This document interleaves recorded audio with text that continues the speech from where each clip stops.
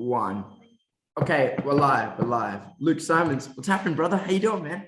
Dude, man, thank you so much for having me on your podcast, man. I'm excited. I'm good, man. It's honestly, this is my favorite thing about this job, about this work, is you get to have whoever the hell you want on, and you get to work with like-minded people such as yourself. However, you're the first person I've ever had to interview in a which looked like a shared office space. You told me so. Yeah, that's man. that's So we got we that's got neat. we got heaps of people around, so everyone's gonna be listening to the convo. But nah, everyone's we're ready to rock and roll, man. That's good, man. Now, let's give the audience a little bit of context. So you reached out to me not too long ago, and I've really looked into your profile, which is phenomenal, by the way. And I was super happy to have you on. And not even that, man, but like the stuff that you've got going on right now on your Instagram page is top notch. So let's just start with you letting the audience know what is it you are doing right now. Sick, man. So pretty much we've got two businesses, two companies in a sense. We got Leading Socials, which is what we kind of specialize in content marketing.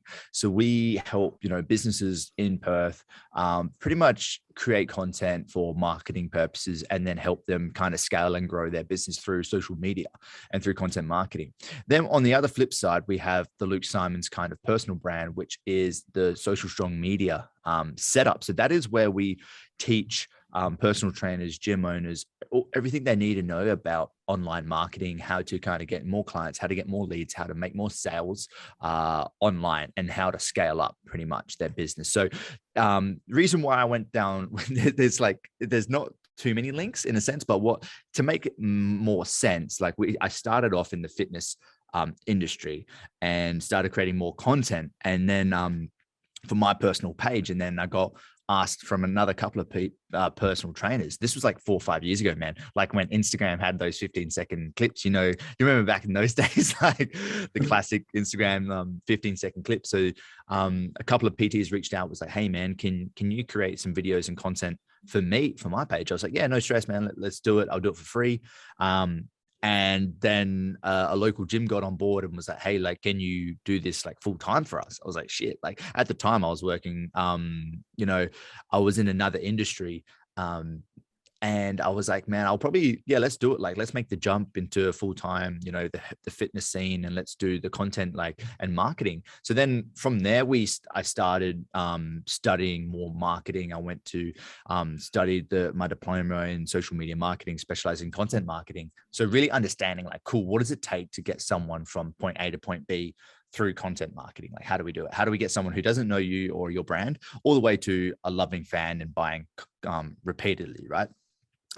From there, it kind of stemmed off into I was creating all this content for personal trainers, but then once I gave it to them, they didn't know the rest of the techniques. They didn't know, okay, cool, because it's not about just posting a really good photo, a really good video, and then it all happens. Because if that was the case, everyone would be pretty famous right now. You know what I mean? There's a lot of things that go into the behind the scenes, the actions, the setting up, the profiles, and all that sort of stuff, where I was like, well, I can just train these guys on the side.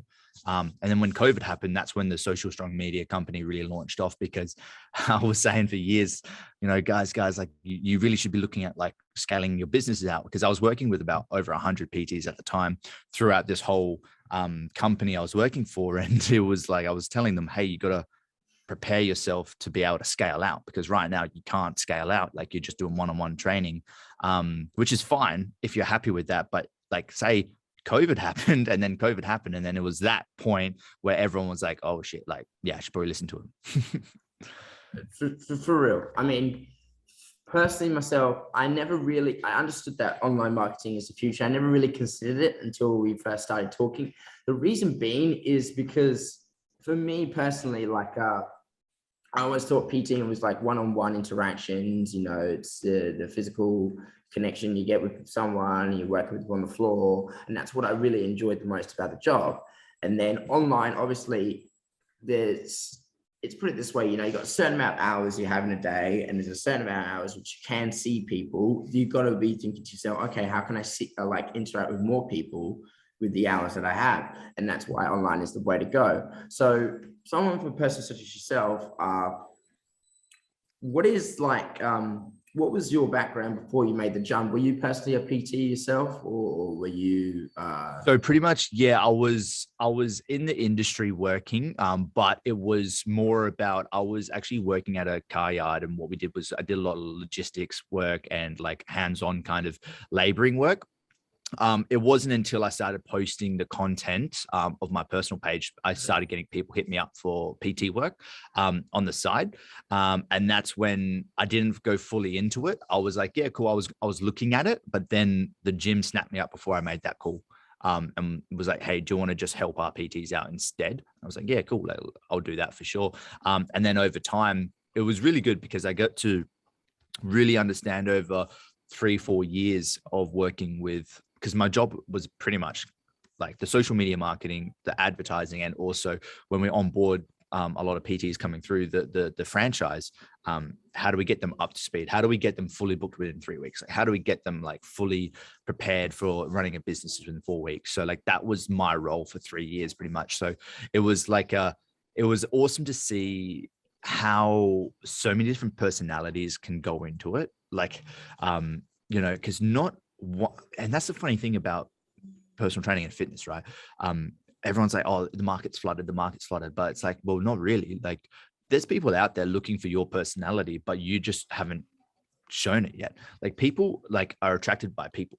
And to be honest, like from seeing hundreds, maybe even thousands now from PTs coming through that I've worked with one-on-one, it's really understanding like personal training is simple, but it's the way that you communicate human to human connection that really determines like win and success, right? Like you would know it with your clients, right? Like it's the way you can communicate and like it's like have that connection with your clientele that really helps grow the rapport, grow the relationship, and then therefore helps the results come through. So it's like really cool to see how these tactics works for certain people. If it's like a person who's really outgoing to or someone who's really reserved, like how can we change the strategy of the content marketing to someone who can't step on camera just yet?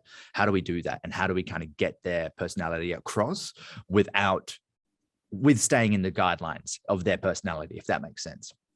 Okay, so how you're talking about getting personalities out there now? You said something earlier on about the market being flooded. I personally used to think that myself, because you walk into, I'm not going to name gyms, but you walk into a gym, and if you take notice of the amount of trainers that are on the wall, it changes almost like every month, every couple of months, and you see new people constantly coming in and out because it's a competitive market. That's definitely to say the least. And to get your personality out there, for me, I've always been just try and be a bit of a chameleon. Like you understand the things, the topics that people like, talk about while you're working with them, or the ways to get them on board. And then for me, when it came to marketing, I wasn't really much on board with the whole social media thing, because I always had the idea in my head that if you do a good enough job, your clients will do the marketing for you. Because I see a lot of what's it called? I see a lot of personal trainers. It's just their clients tagging them in everything. It's their clients tagging them. They're doing all the work for them. So that was just a philosophy that I had for when it came to training. So I agree, man. I think it's that is where you get user generated content. So UGC, we call it, whereas like you get your clients to do the content marketing for you in a sense and do your marketing for you. And I think like that is a crucial role. Like to be honest, man, you don't need social media to be like a certain level of success, man. Like it really depends on what your goals are with the business. Like, hey, are you happy with 20, 30, 40 sessions a week? Awesome. Like you could honestly just stay on the floor and just work it there. And then you could just cruise it and then get your clients to kind of do the talking for you. And it also depends on how fast you want to hit your goal as well. If there is no real deadline to your goal, then 100% like social media isn't 100% necessary, like to hit certain goals. But if you're a guy or a gal who really wants to kind of reach their potential and get there as soon as possible, marketing and social media has to be a vital like tool within your toolbox. I should say, like it won't solve like this is the one thing before anyone works with me. I'm like, you got to make sure your service is good, man. Because I'm not going to make your service good. Like, you got to make sure you're legit. Because I don't want to be pushing no crap services. You know what I mean? Like, we don't want to ruin anyone's lives here. So we want to make sure that, you know, as long as you've got a really good service, dude, like, you can market anything. 100%. Now that's the important thing. That's where I've always been on board with. To get good at something, you have to just do the fucking thing itself. Like, to be a good personal trainer, you have to actually, you know, constantly do the job. Like, we know this yourself. You do jiu-jitsu. I do a bit of jiu-jitsu myself.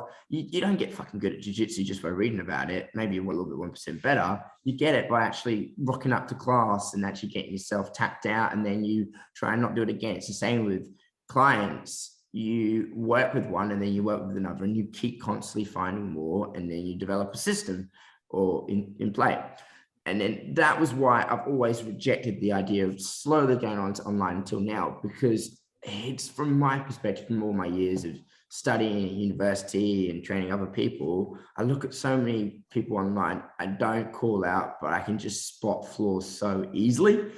Yeah, man. That's how it is. I think you have to have a solid like run with one-on-one training, because you got to understand, okay, what certain people might be able to move a certain way. Someone coming from a certain industry like will have problems doing X, Y, and Z exercises. So really understanding how your programming is put to the test, I should say, with multiple different people. If you don't actually get that experience and you just go straight to, say, online and start on scaling like programs online, that's when you're going to get that's when you're going to have problems, because you don't fully understand the role and the job. So I honestly think, man, like, anyone coming into the industry, like, you should be 100% focused on just face-to-face stuff for now. And then from there you can scale up once you're happy with everything. Correct. So there's a question I personally wanted to ask you, is, when it comes to going online, do you believe that there should be, like, you know, you should be a good trainer, but do you believe there's a way how we can define that? Do you believe there could be certain set guidelines or certain things they should have in place before they go online? You know, they should, like, you know, should they have done it for this many years? I think it should be a solid, like, because the 1 year mark is tricky in a sense where it's like, it really depends on how many. I would say rather, let's go away from time and let's go more about experience. Like, how many testimonials do you have? Like, do you have, say, potentially like 10, 20, 30 really good testimonials? Have you tried and experienced multiple people from different industries? So I would say, like, more account of people, like, how many people have you helped more rather than time? Because I could be positioned at a gym, spent a year there, and I could only maybe have helped 4 people or trained 4 people. So like, it's more about like getting the experience with each individual people, or industry, I should say. Like, you know, if it's corporations, or if it's athletics, or if it's strength and conditioning, if it's mixed martial arts, like whatever you want to accomplish. If it's obesity, is it post post having a baby, whatever it is. So I honestly think having that, maybe like a solid like 30 transformations, like, just put a number on it, like, 30 transformations of like people, and then you should really have a good understanding of where you want to go. I honestly think, like, I can scale anyone. Like, you bring me anyone, any PT, I can scale, like, no matter what is. But it's more about, like, I just want to make sure that whoever I'm scaling out needs to be pushing the right things. Because last thing I want to do is push a really shit trainer and then they ruin someone's life. Like, that's what I mean, not ruin someone's life, but like maybe give them an eating disorder or something like that. So I want to make sure that, like, whoever is successful, they have the experience. Completely understood. So think of less focus on the time aspect and focus on more on what they've actually, you know, accomplished. Because you get people who come into the industry and they just absolutely fucking smash it, and you get the people that, you know, they take their time to come up, obviously. Now, the other thing I wanted to sort of ask you about, when it comes to, you know, going onto that online system, like, just say you take someone, you find them, okay, I want to work with this person, sounds good. What's usually like the first step that they should be doing when it comes to going online? I guess the first step they really need to think about is, like, people probably wait for me to say, oh, you know, like you need to download this app or you need to get this software. No, that's not the case. Like, because you can do everything off a piece of paper if you want. What you really should get focused on is your goals, your clear, like, goals, and actually understanding who do you want to help. Because as soon as you figure out who you want to help, you can then figure out your branding and messaging. And those two aspects are probably the first thing you want to do before, like with any sort of marketing. Like there's no point in going and like, oh, actually, I just want to start posting content because I heard content's good. It's like, okay, well, who do you want to watch the content? Like what audience member do you actually want to consume this piece of information? Because you need to be speaking directly to them. So I guess the first thing would be, okay, awesome. Like, where do you want to go? Like, you want 40, 50 people online? Okay, awesome, man. So what industry? Do you want to do sports and conditioning, or do you want to do general pop? General pop's fine. You just got to make sure that you make that call and you make that decision on what you want, because you're going to have, like, the way that I speak to someone who is mixed martial artist athlete, and they want strength and conditioning program, will be much different compared to if I did a video on general pop. Like they're getting ready for summer, or maybe they want to lose the 5 kilos from COVID, whatever it is, right? So it's like understanding who your market is, and then pretty much understanding how they think in their mind. What do they want to consume? What are their fears? What are their aspirations? Like, how do they want to look? Like, what do they actually want to achieve within their health journey? You know what I mean? Because then from there, you can really start backtracking on, okay, awesome. So my avatar, we call it an avatar in marketing. It's like, cool, awesome. Like this person wants to do X, Y, and Z. They're afraid of X, Y, and Z.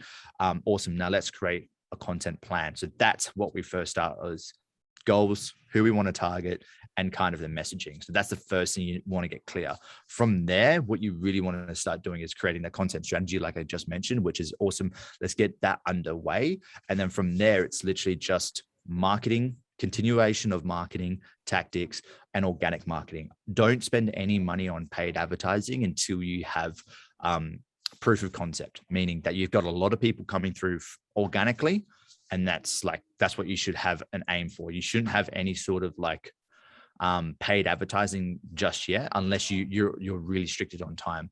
Like if you say to me, oh, Luke, I need to get 10 online clients within next week, then I'll be like, okay, cool. Like that's fine. Let's do it. If you have minimum assets organically, but if you have a lot of organic, like for example, there's this one guy I've been coaching for 16 weeks and we've got him, I think it's just over 80 clients now, just in 16 weeks, like paying good money as well. So it's like, and that's all been free. That's all been organic. And it's like just from his social media. And it's just like tweaking a few things with his messaging and really getting like strong with his branding, messaging, and content creation, and just like sales, and not really sales, but just, dude, like even you, Joseph, right? There's going to be like probably 10, 20 people who are on the fence of your service. They're watching your Instagram daily. They're engaging with your stuff, but to be honest, they're just sitting on that fence, waiting for something to happen in their life to make the call. So it's your job to go and find these people and see what it takes to get them across the line, to help them. Oh, understood. Well, if those 10, 20 people are listening, you can hit me up. That's what they are saying. What the most important thing for me is always like, I definitely understand where my client is going down. Like personally myself, I am someone who likes to help mainly guys, mainly because, firstly, I'm 23 myself. I understand there's certain limitations, I have them for as well. But one thing I'm always trying to promote to guys is I know how to best speak to blokes, or mainly older men as well, my age, because we're young, we understand, we understand what we're going through. I understand what most boys' schedules are like. There's things like they can do uni, they got their part-time jobs, and when you're having a conversation with, let's say, a woman in her 50s who's got 2 kids, it's completely different to having a conversation with a guy who's 23, and he's just out of uni. The topics are very, very different. So that's what that's one thing I would say is a strength of me. Now, and it's empathy, right? And it's like understanding, like, for me and you, right? Like I'm 26, I'm a male, right? And I'm like, do I actually know what it's like to be a 50-year-old, 60-year-old female? Mm-hmm. You know what I mean? Like, do I actually know? Like, so that's where the interesting thing about marketing comes into play, is like, we can create hypotheses all day long, But it's not till you put it to the test, until you trial it, that's when you find the real data, and that's when you can start working. But at that start, in the hypothesis stage, bro, like it's like, I think this is what's going to happen. It's crazy, man. Like when I went to my diploma, I actually didn't realize how like there was like, just, okay, cool. Like you can only work off so much data before you have to make the call and trial and test. 100%. That's for sure. Now, there's another important thing that we actually had a conversation. I think it was a couple of weeks, 2 or 3 weeks ago. We were on a call and you were talking to me about when it comes to upscaling and generating leads, an important thing to sort of be giving away to potential leads is like something that's free, something like a free ebook or a plan. And then I went away and I sort of looked at it and I started going through my sources and started writing some things down. But for the audience, also, you probably have some people who you're talking to are probably, personal trainers themselves. Why is it that you should be presenting some form of like free, information to your leads? Because people just don't trust people. Like that's as simple as that. Like, to be honest, a lot of people have just been wrongly done. Like these, like lately, like people are so immune to marketing now that they just don't trust anything. Like, they need to see the proof in the pudding before they actually buy. Like this, it's, you see it everywhere. Like it's like, trial this and you get the first month free or something like that. Like the business has been trying this stuff for years and years and years, because the reception, or like the way that people can like pick up marketing is just less and less every single year. So what we need to do is we need to say, hey, like I am legit, I am good, I got my service, like it's all sorted, it's ready to rock and roll, but I need to give you a taste of like value of like what I can do, so then they can actually trust you. Because that's what we're trying to do, is like there's a threshold of goodwill and trust. So like you believe, like say you go to like a Toyota dealership, right? Your whole life you've been driving in and out of Toyotas, like and depending on your life's progression and your life's kind of situation, like you could have had probably no accidents within Toyotas, and your dad and your mom could have been like, Toyota's the best, and you've kind of brainwashed all this propaganda. So you kind of believe that like all this over time throughout your whole life is you're meant to believe that Toyotas are the best car.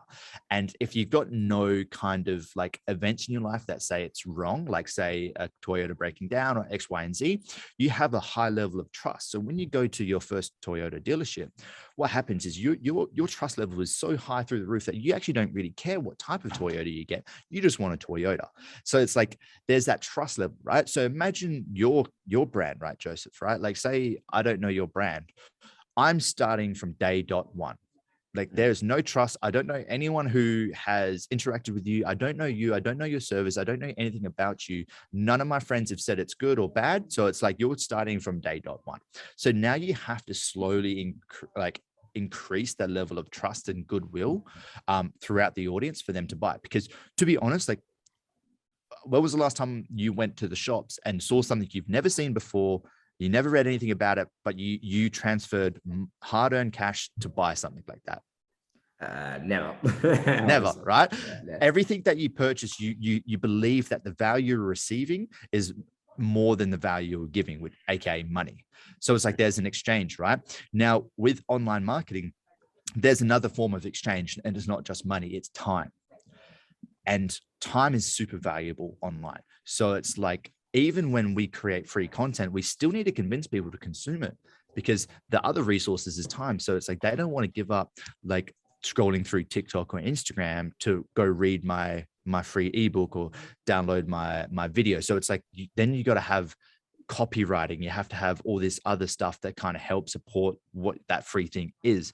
So to get back to, sorry, I kind of like blabble on a lot about marketing, but like to get back to the point of the thing that you need to kind of start building the goodwill, and that's through the content, and that's through the free ebook. Because most of the time, if someone sends me a marketing message of say, hey, download my free ebook, I will go onto their page. I'll consume their content first.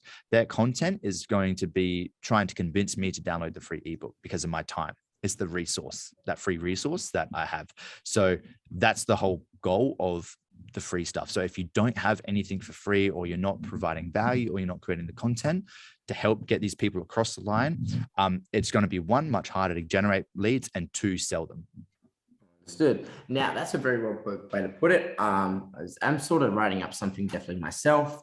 I'm kind of writing this little ebook for why is it you're not building muscle in today's society, or why you're not building muscle. It's just something so simple. And then I give them some guidelines of what you should follow and some tools which you should be using. And then, down at the end, it's got details. Obviously, this is a podcast. People, it's not a conversation, just a conversation. But that will be something down the line. Now, earlier on, you mentioned that people have become so immune to marketing. And I just wanted to ask, why is that built on? Why is that the case?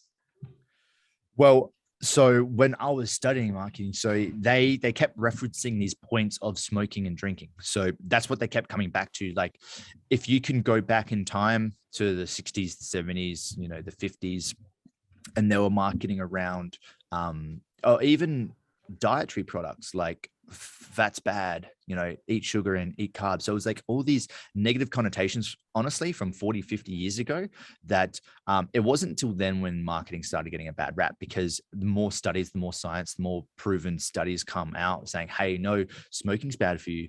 You don't want to drink alcohol too much, and fat isn't necessarily bad for you. So it's like all these studies, all these science based studies saying, hey, no, like this is wrong. All these companies are paying marketing agencies to say wrong things, X, Y, and Z. So it's when that started happening, that's when the shift of the marketing started to change. So that is, to answer your point in terms of simple terms, like that is where I think a lot of people started losing trust within, the marketing realm. That's our parents, right? So in terms of today, what does that look like? I honestly think it's been more about, a lot of people have been done wrong. There's a lot of people, like, I don't know, I've purchased a few products online that I'm like, this is shit. Like, but it has nothing to do with what the marketing, the ad was telling me. Like, it's completely different. So it's just like, I guess people are brought up in this ecosystem of like, oh, you don't trust them. Like, my father always used to say he's a slimy salesman. Like he constantly said that with any car dealership, with any person who was a salesman. I was brought up to say, to believe that every salesman is slimy, you don't trust them, X, Y, and Z, right? So I actually, like, you learn this sort of stuff from your upbringing. So it's like the sales and marketing always had a bad connotation in my mind because of my parents' image, if that makes sense. So you kind of brought up into it, to answer your question.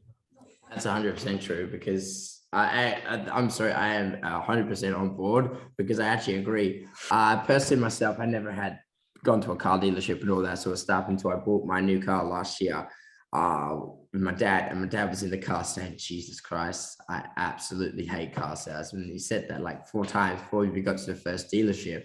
And by the time we'd actually been finished with a couple of dealerships, I looked at it like, gee, oh my God. I think someone said, someone said to me, finding the right dealer is even harder than finding the right car for you.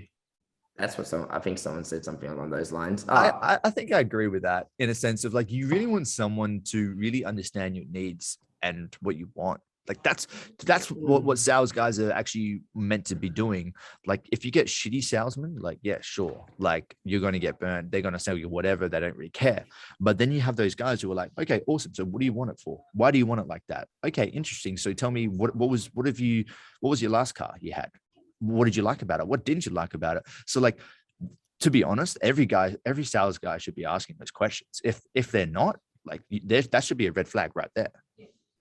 Okay, so it's about asking the right questions, understanding the right context, and that's usually the right way to go. I agree, man, because I think it's like, if you're coming to him like, oh, I want this car, and he's like, okay, cool. Like, why do you want it? Oh, because I want to, I'm having kids in the next couple of years. Okay, awesome. How many kids are you having? Well, like maybe a few, like 3 or 4. Oh, well, have you thought of considering like going with this car because it's potentially a lot bigger, like it's going to be more spacious, or vice versa, you know what I mean? Like, so it's really understanding people's needs, you know. And I guess tracking back into the fitness industry is like, you don't necessarily just want to, I think a lot of people struggle with selling more classes or more sessions per week, like, because obviously you're asking for more money. And it's like, well, technically, like, let's break this down, right? Let's break it down into a math equation. This person's 40 kilos overweight, 50 kilos overweight, hasn't really had too much exercise before, low motivation, probably got depression, whatever it is, right? Like you list this out in a math equation. If they were to get just only 1 session a week, how long would it take them to get to their goal? Okay, that's 3 times the time that they want to achieve that in. So do they fully understand that it might take more than 3 times the amount of sessions that they actually want to afford? If their goal is strong enough and they're willing to do it, then why not? You know what I mean? So actually understanding, like, breaking it down and removing people's emotions, because I feel like a lot of PTs kind of get emotional when they try to, I wouldn't even call it selling, man. I would call it helping. You know what I mean? Like, where it's like, I think a lot of guys come to me like, oh, I don't want to be pushy. I don't want to be salesy. It's like, bro, like you're selling like you're selling more life. You're selling a better life for them. You're not selling them a used car, man. You're selling more time with their grandkids. You're selling so much more. So it's like, that's my point of view anyway. Obviously some people might have a different opinion, but I honestly think if you're in the health and fitness industry, you shouldn't be scared of selling what's going to help these people. Absolutely not. Because we always have such a high amount. Well, people generally have a high self-doubt about themselves. And that's one thing I've always had to get through as well. Like, one thing I was definitely taught when I started working, you have to believe in what you're selling. It's the same thing with like a gym membership. And we're constantly with my UFC, obviously with the UFC gym, one thing we have to say is the reason what we're selling is we're selling value, as much value as you can. We are priced the way we are because, you know, we offer the classes, we offer the complimentary sessions, we offer you all this wide range of martial arts that you can learn. We offer all these kids classes. That's why we are valued the way we are. And if you don't believe in what you're selling, you're not going to get it. And that's why you need to find a way to almost in a way upskill yourself. And for me, it took me a little bit of time because, again, I was new in the industry. I had to find a way to really like believe in myself and find something. Okay, and I say, all right, what am I good at? Okay, I'm good at helping blokes because I've trained blokes most of my whole life. I went to all boys schools, went to university. Most of the men people in my unit were men, so on. That is when you find it, and then you hunt for those specific people, and it really can just come down to just absolute honesty, really. Just telling, like, straight up saying, look, this is the kind of person I want to work with. You seem like you got a lot going on. Let me help you. And if they see that you really generally do care about them and you do want to help them succeed, it's much more easier to close a deal than someone who, you know, is the complete opposite, and you kind of just got to leave, but you're just going to attempt at selling them. You get what I mean? Yeah, 100%, dude. Like my ease, like when I got to the point when I got my easiest sales within the gym was when I would listen to what a person wants to achieve. I'd walk them around the gym and I would get excited for them.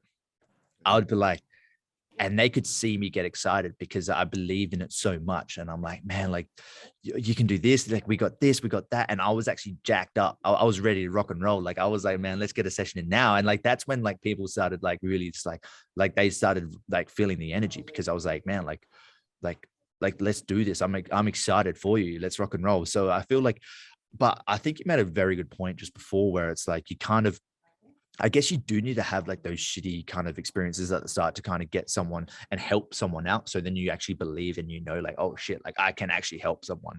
I guess, like, to be honest, like I don't really have a solution for that. I guess you just got to get over that speed bump of like first helping a first couple of people out. And then from there, once you do get a really good result, then you're like, oh, actually, maybe I can do this. You know what I mean? Like maybe everything I was trained for is right. So then that's when you start believing in yourself more. So I guess like some people just have that born confidence in themselves. And I guess it can be good and bad, but at the same time, you do need to have references for yourself in terms of, yeah, cool, I can actually serve, or I can promise what I'm saying. In a sense, I can deliver. 100%. Good. Now we've moved on from that. Personally, I wanted to ask you about, also your own work. Like me, you're also running your own podcast, which obviously I'll have you on. I should have you on, bro. Appreciate it, man. But the reason why I think is the power of these podcasts, man, is that it gives everyone like a chance to be like one, it helps me upskill myself and connect with like-minded people. Two, it helps me branch out. And three, it helps me learn. And then I believe nowadays, when you're actually having a conversation with someone, your mind's almost fully engaged, unless, I know, for other reasons, mental reasons, that you're not fully engaged with a conversation. And one thing I speak to people when they have their own podcasts is, has it benefited you in your business, and how?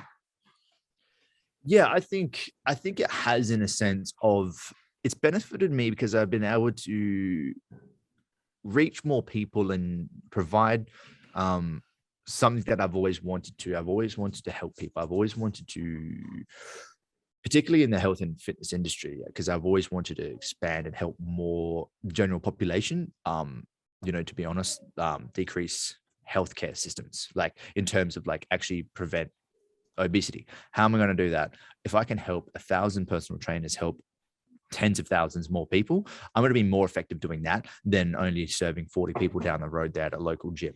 So it's like, I see myself as going, kind of looping this all around, is like, if I can create a podcast where I can help more personal trainers, not only in Perth, but in, we got guys in Melbourne, we've got guys in Sydney, we've got guys in Abu Dhabi. Like we've got a lot of people everywhere listening to the podcast, where it's really good to kind of express what I think. And to be honest, like the reason why I actually started the podcast is because I just wanted to talk shit, and I just wanted to I just love talking shit. And I was like, I just want to have a bit of fun, man. And I actually didn't see the massive potential that podcasting was until like a couple of years ago. And I was like, who would listen to someone when they're driving? Because I was just a massive music person, or I would be listening to a book. But now it's like I'm constantly on podcasts. And when I kind of made that shift, I was like, you know what, like, let's do it. Like, let's just have a business marketing podcast, but it's like there's swearing involved. Like it's fun. It's not serious. It's just like, yeah, man, like here's the information, do what you want. I don't give a fuck if you don't like it or not. Like, see you later. It's just like, come here if you want it. If you don't, no stress. Absolutely, man. Well, that's the thing. It's just also engaged in very like, I think it's got just to do what's the best way I can put it? Information now is free, right? Everything is free. It's up there, and I believe that people are using it because, they hate buying things, they hate, and people just love to consume free content. People can be stingy and all that sort of stuff, but it's just the idea that podcast is a way, again, for people to get free content and just get yourself out there as much as you can. But it's also a pathway with engaging with as much as people as possible, and get like marketing like yourself. So let's say, for example, we both got pretty decent audiences. Someone from my audience is going to come over and like your audience, and then so someone from my audience is going to come over and probably potentially start working with you and all that, or it's the same thing on the other end. It's just a nice way. But for me personally, I always thank people for coming. I'm always grateful that I can do podcasts, is because it's the concept of time. And like you personally yourself, you got your businesses going on. Pardon me, do you have a partner? Are you married? Do you have children? Yeah, I got a fiance. Yeah. There you go. I got a German Shepherd as well, which is really? the fur baby. Oh, bless. That's awesome, man. And then again, it's time, and it's not time going to get back. So when it comes to this podcast, I'm always like, I've got to make sure they can do the best I can for these people, because if they walk away, they're going to be like, fuck, I just wasted 45 minutes talking to that guy. Now I'm going to, you get what I mean?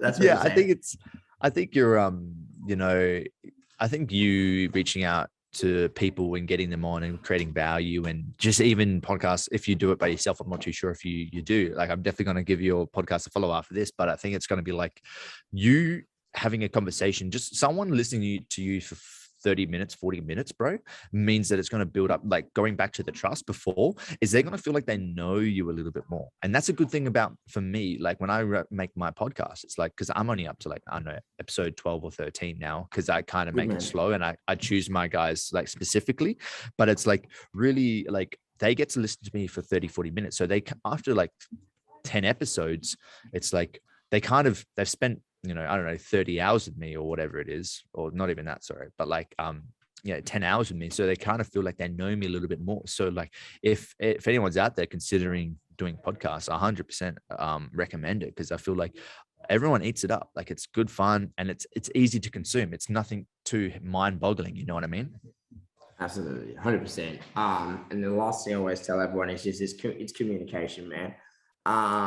Because in order for you to be good at, let's say, for example, with your marketing and, finding leads, and even for me to be good at a personal training, I can't be mute. I have to be like, be able to engage in some form of dialogue and understand negotiation, because when it comes to negotiations, as soon as someone brings up money into this sort of situation, everyone starts backing off and all.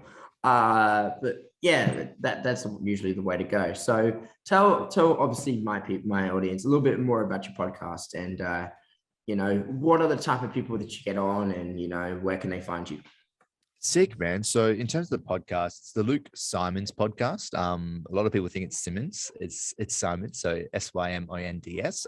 So that is like a podcast where it's dedicated more towards the fitness professional who want to look at more about the business. They want to look at, okay, what's the perfect sales process look like? What does the perfect marketing campaign on Facebook ads look like? What is content? What should content have involved with their social media? What other topics have we gone through? I've got another guy on the podcast who I helped out, and we got him to a certain amount of level within a certain period of time. So it's just like success stories as well, and why people kind of do certain things. So it's really about like, it's for fitness professionals who want to look at, if they feel like they're lacking something in their marketing, if they feel like they can do better. Like, that's what I wanted to cover off, is I really wanted to kind of get nitty gritty in that. And then in terms of like social media, just the Luke Simons account. We've got Luke Simons, we've got Leading Socials, but if you just type in Luke Simons, man, they'll be able to find me pretty much on all socials. Yeah, if you're listening right now in the audio version, guys, that will be in the link in the description. So make sure you check that out and follow them. So just the last one, a couple ones to like sort of finish off of is, how does someone such as yourself do all the things that you got going on? Your podcasting, your businesses, your fiance, your German Shepherd. Like, I know it's a little bit of a general question, but can you run me through like what you do in a typical week? Yeah, bro. Okay, so planning is for me is like my baby. Like, I need my calendar. If you take my calendar away, I'm useless, bro. You might as well give me a sign and I'm going to be walking out there I'm going to look like a bum out there. Cause like, it's like, I'm absolutely useless without it. So, luckily for me, coming from, a logistical background where like I was organizing multiple people, 10 plus people to be in multiple locations at certain periods of time, to be working in a lot of different areas.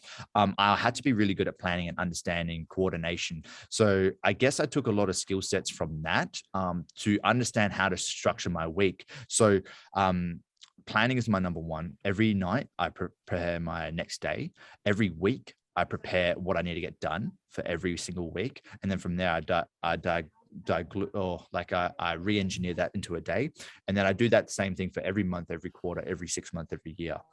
From there, I look at my day, and what I do is I normally wake up around about 4:30, and then I'll get a workout in, and then I will pretty much do my morning routines, which is like, to be honest, man, like I'm not going to say like I'm perfect at the morning routines, like, and all that sort of stuff, but lately I have been pretty good. But I've been notoriously, I'm that type of dude who like, I just want to get to work. But like, I'm now really realizing that I need to sit down. I write my goals out.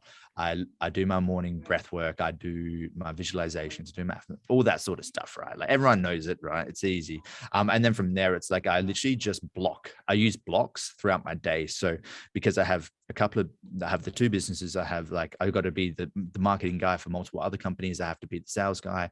So it's like and plus I do weights training and mixed martial arts training. So it's like just blocking time, man. Like like I said, that calendar and just blocking time and understanding what I need to get done in that certain time is a lifesaver. I rarely have free time. And when I do, I just don't know what to do with it. So it's preparation is key. Like my old rugby coach, I took something from him when I was playing rugby, and he used to say, like, before every game, he was like, when do we prepare our gear? And everyone used to say, we prepare it the night before. So like that was like a thing drilled into me, where it was like, if you got something going on the next day, you prepare the night before. And I guess that comes from an army kind of background. So it's like you always are preparing, not in the moment, but prior to the moment, if that makes sense. 100%. I mean, preparation, I think it just comes down to a bit of a personality as well. From what you were saying to me, like planning, like personally, I'll just show you this real quick. This is an A4 diary that my girlfriend loves to take the piss out of. And it's just, that's what it comes to. Like, it's literally 12 hours of, 12-hour pages. And I'm that kind of person who tries to get things now down, because when you're a personal trainer, you kind of need to be like, okay, this person gets 50 minutes for this time, and then I got to go to this client, and then I got to spend my personal split myself. And I feel like people like that, such as yourself, who are constantly planning, do end up, further on, it becomes a very, very strong, not just personality, but as a habit. And then it's just the little things like building up as well. Like earlier on, you also mentioned your own personal. Sorry, you were going to say something? No, sorry, someone else was talking. Sorry, bro. That's so cool. What was it say? Yes. So that's the next thing I wanted to just quickly bring up. Obviously you wake up super early and all that, and you got to get your own training in right now. Can you run, because this is also a fitness podcast as well. Can you sort of run me through, like, what's your typical like training split, man? Sick, man. So actually, funny thing, I literally just signed up with one of my mates, Lockie Wilkinson. He is a strength and conditioning coach for Muay Thai fighters, but I'm obviously doing jiu-jitsu. So he's a combat strength and conditioning guy. So I recently just signed up with him this week, but pretty much prior to him, what my sessions looked like was always, it would be structured priming the body, 10 minutes of priming. That would be either 5 minutes of a low steady state kind of bike erg or running or something like that. And then from there, it'll be like very, movements that are supplementary for the big compound lift that I'm about to hit. So then I'll do a heavy compound lift, and it would be a strength work, predominantly within the 1 to 5 rep scheme, working off a 4 to 6 week kind of periodization block. And then from there, once I hit the strength movements, compounds, I just love heavy compounds. It's so much fun. And then from there, I would do some sort of like a metabolic conditioning, or it would be a hypertrophy workout at the end. So like I would chop and change. But like, to be honest, like I was doing my programming for years. I've done my programming for years, and like I've had niggles, I've had injuries and stuff like that, just because like I wasn't disciplined, or it would just be like, to be honest, I just love training so much that like it's hard for me to kind of pull back. I'm like, yeah, sick. I'll go do a hard sparring session with jiu-jitsu. I'll go do a Muay Thai fighting class. I'll do this. I'll do that. Oh, actually, now I just want to do a heavy squat or deadlift day. And it's just kind of like me just kind of looking like, oh man, I just want to do everything. So then that was my programming before. And then, to be honest, 6 months before that, at the start of the year, I did an Army SAS kind of event where it was like a lot of endurance. So it was honestly like, it was like 2 hours a day of endurance, bro, where it was just like shitty endurance and it was boring. And it was like for 6 months. So it was just like, just getting my gas system up. And then, but now, since this week is my first week with Lockie, it's a lot of plyometric stuff. He's helping me fix my shin splints, man. I've had shin splints since I was playing AFL and rugby at the same time.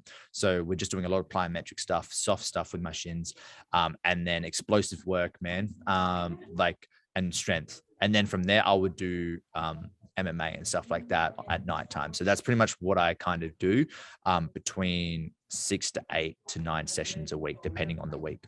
That's had some heavy ass volume. That's all I'm gonna say, because personally, I do roughly about 6 sessions of weights training a week, and I do a good 4 BJJ. But one thing I always like tell my people to stick in there, man, is like, you got to invest in a strong mobility and prehab program.